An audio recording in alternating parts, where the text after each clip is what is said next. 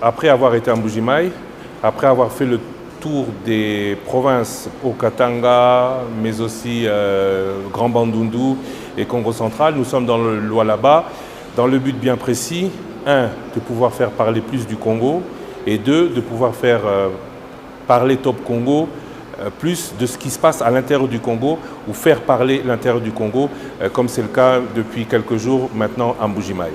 Nous comptons faire la même chose partout au Congo, avec la particularité Swahili qui veut qu'il y ait le Swahili du Grand Nord, entendez le Grand Kivu et la province orientale inclus l'Ituri, et le Swahili du Grand Katanga. Aujourd'hui, nous sommes au Lualaba dans ce but-là.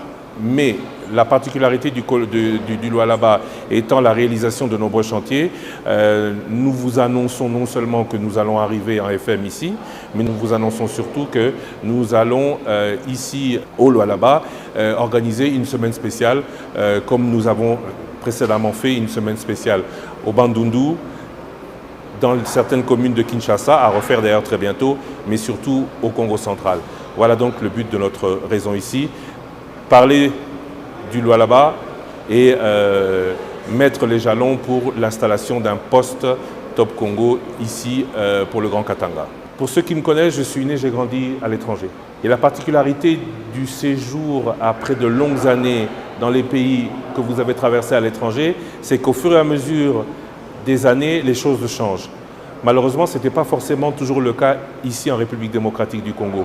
Et heureusement, c'est le cas ici au Lualaba.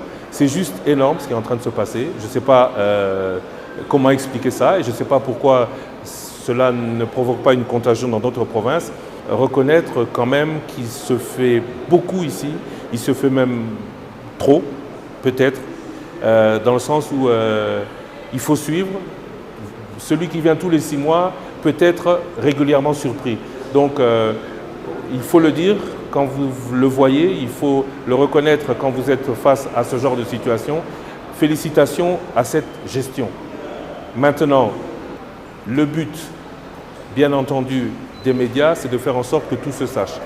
Et ici, au Lualaba, on doit féliciter ce qui se passe, mais en plus de ce qui se passe, on doit creuser un peu plus et se poser la question de savoir pourquoi est-ce que les autres provinces ne se servent pas de cet exemple pour faire pareil chez eux et pourquoi et en quoi le Lualaba ou l'essor actuel du